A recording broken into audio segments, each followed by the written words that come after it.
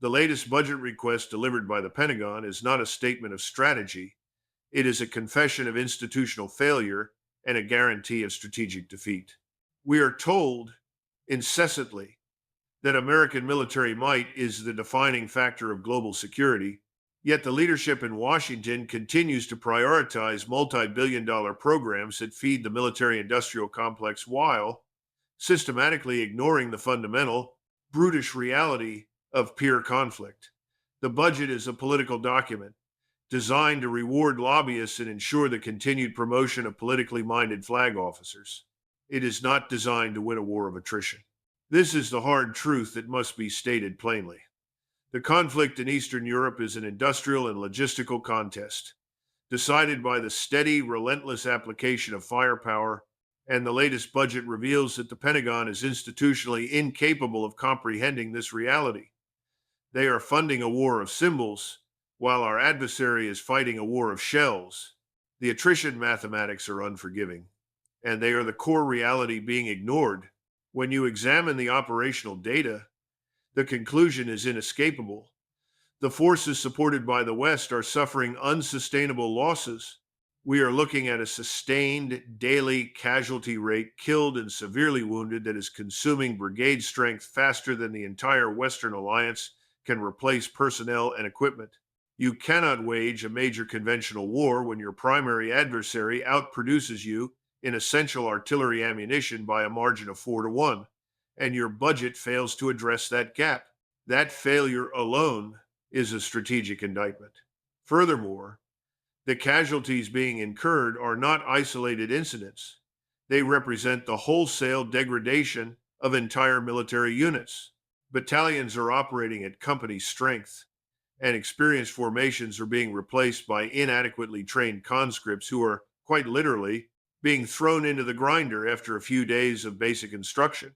The current budget, by failing to divert billions from high-cost, underperforming modernization programs into basic artillery production, effectively sanctions this continuous, massive loss of life. It prioritizes the financial health of defense contractors over the lives of soldiers and the strategic health of the nation. This systematic failure of logistics is compounded by the manpower crisis that the West refuses to acknowledge. No amount of advanced Western technology, no Patriot battery or F-35 can operate without trained personnel. When the population base is shrinking due to casualties and mass migration, the deficit is absolute. The budget reflects the political delusion that we can purchase victory with technology alone, ignoring the simple reality that weapons require operators, maintenance crews, and logistics chains. The budget is a political document, not an operational one. It serves the careers of politically connected generals who require expensive, complex programs to justify their command structures and budget lines. It ensures the MIC receives its guaranteed profit margin on upgrades and R&D contracts, even if those programs fail to deliver the basic necessary tools for sustained conflict, like sufficient artillery shells to match the enemy's rate of fire. This is not mere inefficiency. This is a catastrophic misallocation of resources driven by institutional self-interest. The entire operational environment reveals the trap being set by a competent adversary against a politically compromised foe. The conflict is characterized by systematic, methodical encirclement operations that are designed to eliminate the enemy's effective combat strength in geographic pockets. The leadership we support insists on holding positions until the last possible moment, a political gesture that flies directly in the face of established military prudence, which dictates conducting an orderly retreat to preserve the force.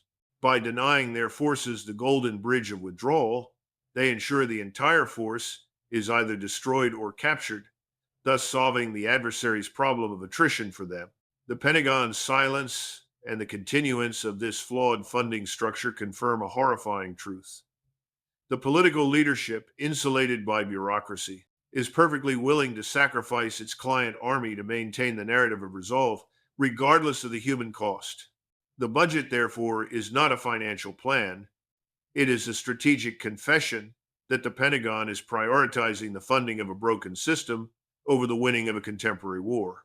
The outcome of this conflict is not dependent on a future arms shipment. It is dependent on the fundamental math that the current budget explicitly chooses to ignore. The structural failure is not external, it is rooted deep within the financial and political incentives of the Western military apparatus. The failure to fund artillery production over high cost symbolic upgrades is the unavoidable consequence of clinging to a doctrinal delusion. The Pentagon is structurally committed to maneuver warfare, a philosophy predicated on achieving victory by swiftly dislocating the enemy's command and control through rapid, deep penetrations. This doctrine requires forces to be agile, mobile, and critically unseen by the adversary. The budgetary choices reflect this bias. They fund expensive, complex, fast moving platforms, the tools of maneuver, but neglect the brutish logistics of attrition, the shells, the industrial capacity, the simple, durable material. The problem, which our political generals refuse to acknowledge, is that the drone age has fundamentally invalidated maneuver warfare. When persistent, cheap surveillance from commercial satellite feeds to rudimentary FPV systems renders the entire battlefield transparent, the central premise of maneuver, surprise, and speed vanishes. You cannot execute a deep, rapid penetration when every logistical convoy, every staging area, and every formation is tracked, observed, and targeted within minutes of being deployed. The result of attempting to maneuver against a sensor-rich enemy is not victory. It is the mass incineration of personnel and high-value equipment. The budget, by continuing to prioritize funding systems designed for maneuver, is funding the future destruction of our own forces. It is paying for the very systems that will be consumed by the adversary's methodical, overwhelming firepower. The adversary, having studied the historical limits of maneuver and adapted to the new operational reality, operates under a completely different doctrine, firepower and attrition. This doctrine correctly identifies that in a transparent battle space, victory belongs to the side that can absorb punishment, maintain defense in depth, and deliver superior mass firepower over extended periods. Their budget reflects this realism. They invest in industrial capacity, in cheap, effective drone technology for targeting, and in vast quantities of the basic, non-sexy instruments of war, the shells and rockets. They understand that their strength lies not in the speed of their tanks, but in the relentless grinding pressure exerted by sustained, accurate fire. We are tragically repeating the mistakes of history, but on the wrong side of the ledger. Look at the First World War. The generals of that era clung to the doctrine of the offensive, repeatedly launching massed frontal attacks against an enemy dug into deep, prepared positions, the very conditions we see today. The result was years of catastrophic, pointless attrition, where the defensive fire consumed the attacking forces. The current budget, by refusing to fund the capacity needed to crack that deep defense, is essentially condemning our clients to repeat the suicidal frontal assaults of the Somme and Verdun. We are funding the human cost of a strategic blunder. Conversely, the success of the U.S. In World War II was not due to some inherent maneuver genius. It was due to industrial output and overwhelming firepower. We won by literally manufacturing more shells, planes, and tanks than the enemy could destroy.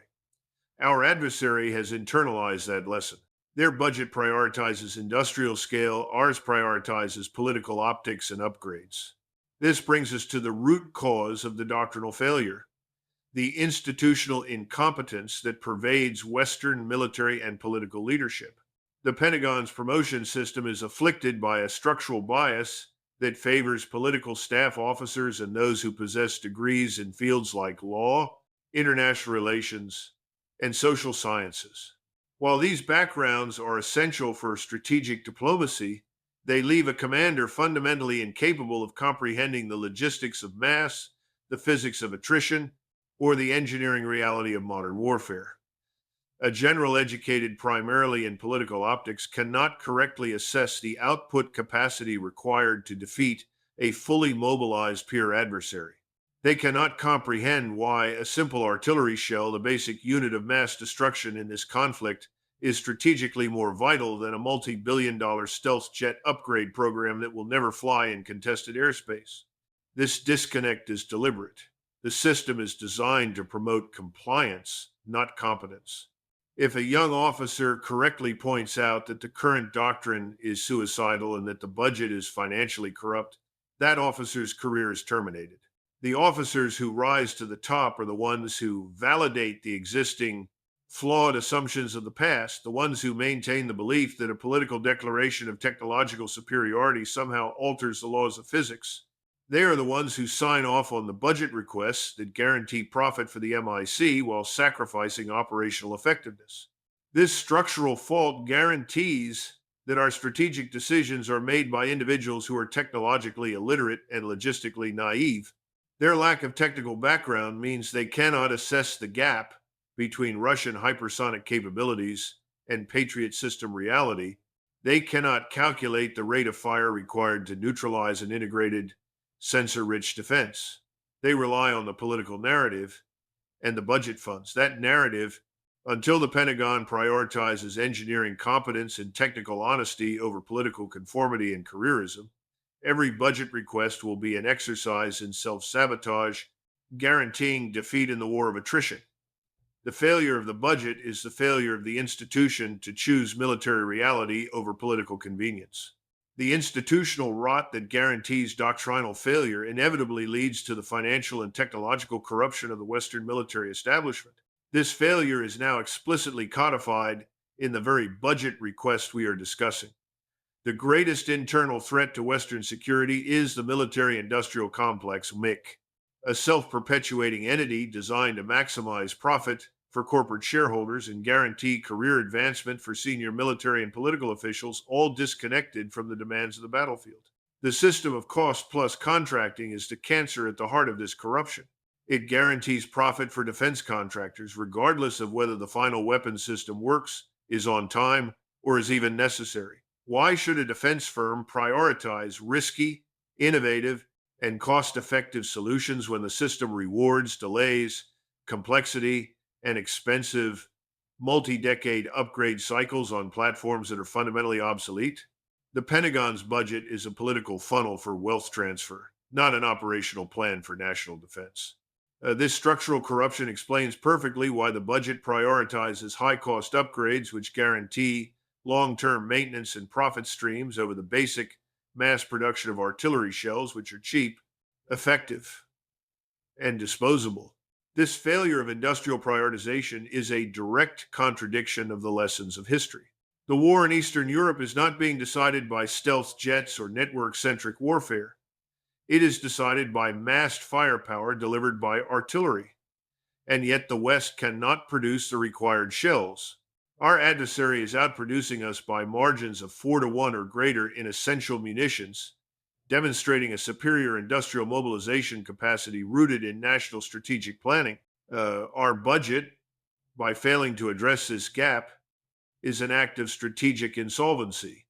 We fund symbolic technological spectacles while failing to provide the basic logistics necessary to sustain a day of peer conflict.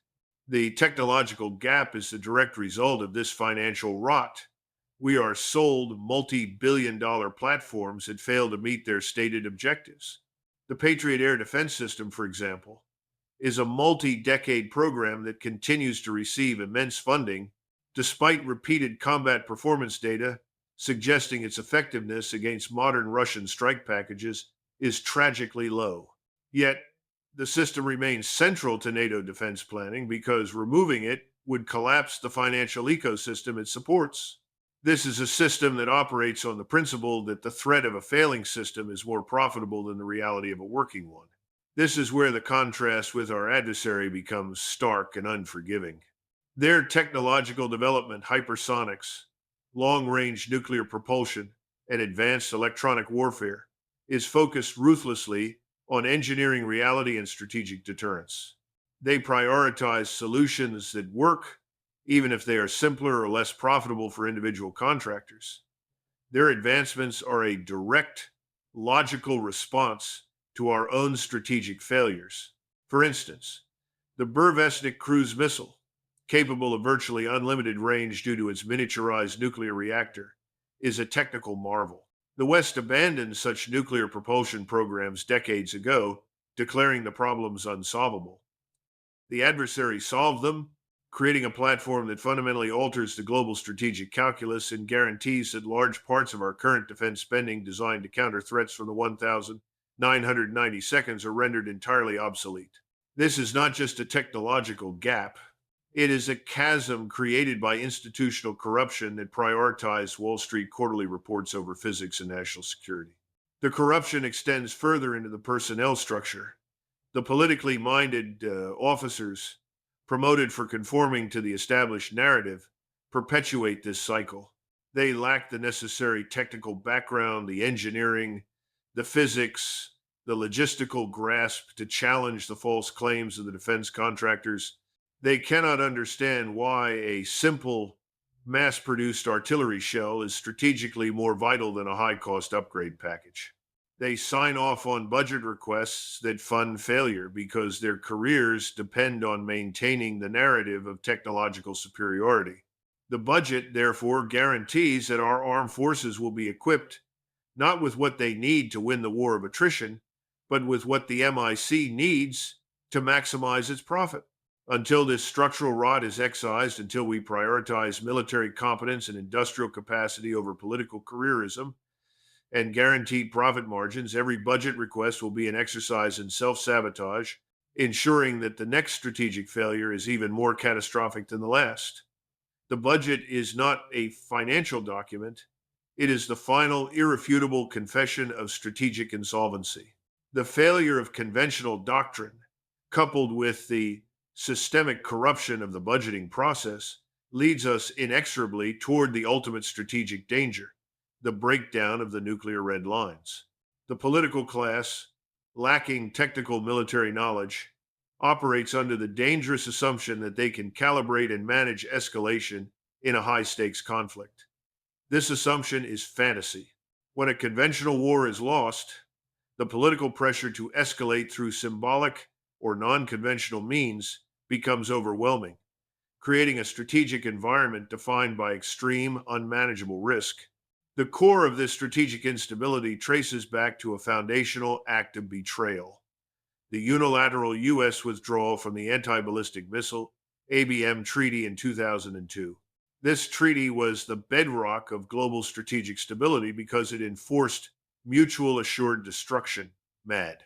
By mutually agreeing not to build effective defenses against incoming missiles, both Washington and Moscow ensured that a nuclear first strike was an act of guaranteed national suicide. The withdrawal from the ABM Treaty signaled an intent to break this equilibrium, to build a shield that would neutralize the adversary's retaliatory strike, thus making a nuclear first strike conceivable. This was, in effect, a declaration that the U.S. was seeking strategic hegemony, even at the cost of global security.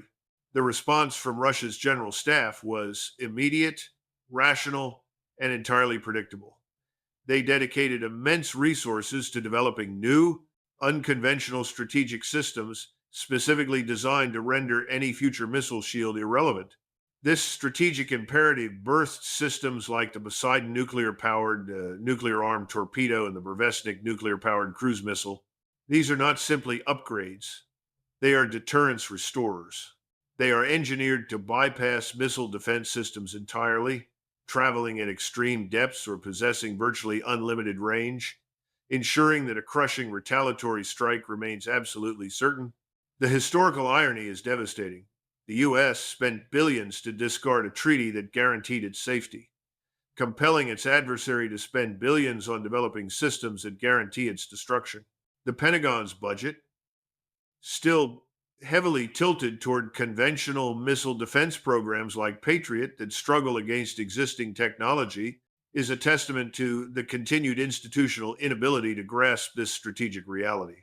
The immediate red line issue today centers on the increasing deployment of dual-use weapon systems capable of striking deep into the adversary's territory. The most dangerous example remains the Tomahawk land attack missile, TLA. While typically armed with a conventional warhead, the Tomahawk has a clear history as a nuclear delivery system. In the microseconds available during an actual crisis, the adversary's early warning and air defense systems cannot differentiate between a conventionally armed and a nuclear armed Tomahawk. Any military doctrine must operate on the worst case assumption that an incoming missile targeting strategic assets is nuclear. When Western political leaders discuss providing weapons that can strike deep into the adversary's heartland, they are placing a nuclear gun to the world's head. The deployment of these dual use systems is not an act of conventional support, it is the deliberate compression of the adversary's decision making timeline to zero. The moment one of these missiles is launched, the opposing general staff faces an untenable choice: wait and risk the destruction of their command structure, or launch a preemptive strategic response. Every rational military calculus dictates the latter. The politicians who casually push for these deep strikes are demonstrating a profound strategic ignorance regarding the nuclear tripwires they are activating. They do not understand that they are dismantling the decades-old infrastructure of risk management. The Pentagon's budget contributes to this risk by focusing on platforms that enable this ambiguity, maintaining the dangerous delusion that we can manage an escalation ladder that is demonstrably collapsing. The failure of the budget to prioritize the winning of the conventional war ensures that the political class will continue to seek dangerous, non-conventional solutions to cover their conventional defeat. The deployment of U.S. systems in Europe capable of launching these missiles is viewed not as a defensive measure, but as the forward deployment of a first strike capability designed to decapitate the enemy's leadership. This ambiguity, enforced by the very budget decisions that neglect conventional capacity, is the definition of uncontrolled escalation. The danger is not the adversary's intent, but the West's own strategic ignorance, institutional failure, and political arrogance in believing they can control the outcome of a nuclear countdown that they themselves initiated through decades of flawed policy. The tragic consequence of conventional military failure and profound strategic ignorance is a guaranteed political collapse. The leadership in Western capitals operates under the delusion that the financial health of the state is separate from the military capacity of the nation. They are profoundly wrong. The decision to fund high-cost upgrades over essential artillery production is a decision to prioritize political stability over national security, and this choice will accelerate the political reckoning at home. We are already seeing the precursors to this political collapse across the European continent. The economic cost of supporting a lost war, the draining of national defense stockpiles, the inflation fueled by excessive deficit spending, and the continuous mortgaging of future prosperity is becoming an unbearable burden. European leaders are essentially gambling their domestic political survival on the hope of a miracle that military reality will not deliver. When the economic cost of maintaining domestic public services, pensions, and infrastructure inevitably collides with the cost of perpetuating a proxy war, the political will must fracture. We are going to see a cascading withdrawal, a political unraveling that will lead to the replacement of the current political consensus with governments who prioritize national interest and domestic stability. This will be the final verdict on the entire NATO institutional model. The alliance is structurally incapable of managing peer competition because it is built on political consensus and financial self-interest, not on industrial mobilization and military competence.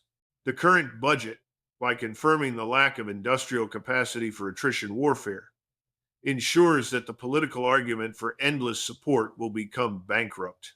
The political class is betting against the math, and the math always wins.